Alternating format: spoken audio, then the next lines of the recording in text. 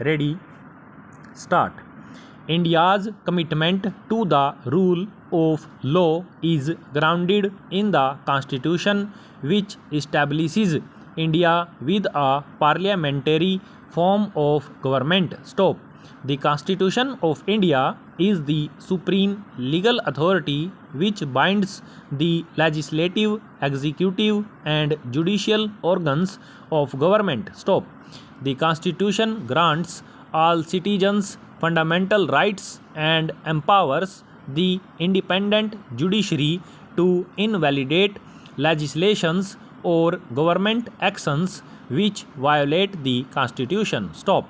Some of the other key features of the Constitution are a federal system of governance between the Union and the states, separation of powers between the three organs of the government, free and fair elections, equality before the law, and a secular state that recognizes freedom of conscience and religion. Stop.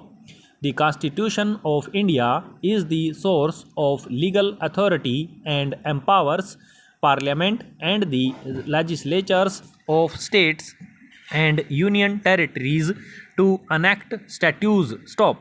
There is also a vast body of laws known as subordinate legislation in the form of rules, regulations, and by-laws made by central and state governments and local authorities like municipal corporations, municipalities, gram panchayats, and other local bodies. Stop.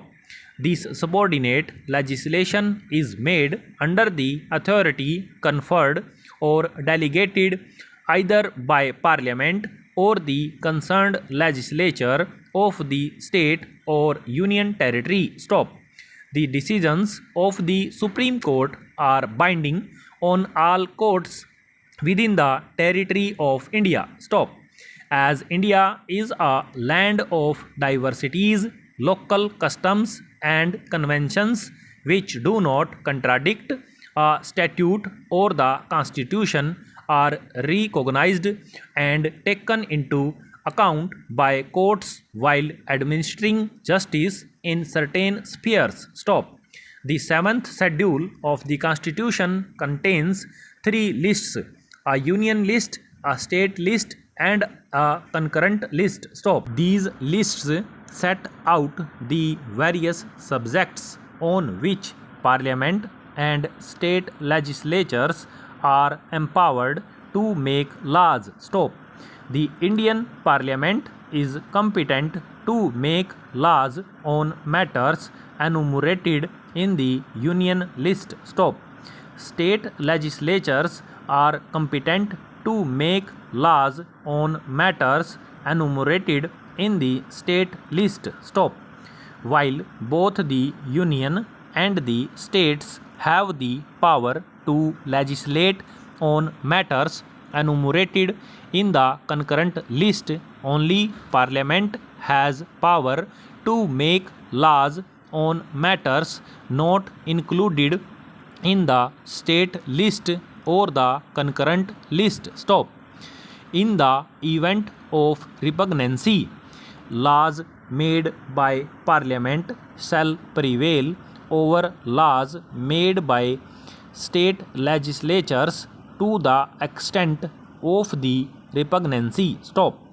The state law shall be void unless it has received the assent of the President, and in such case shall prevail in that state. Stop. Laws made by Parliament may extend throughout or in any part of the territory of India, and those made by state legislatures generally apply only within the territory of the state concerned. Stop. Hence, variations are likely to exist from state to state in provisions of law relating to matters falling in the state. Stop.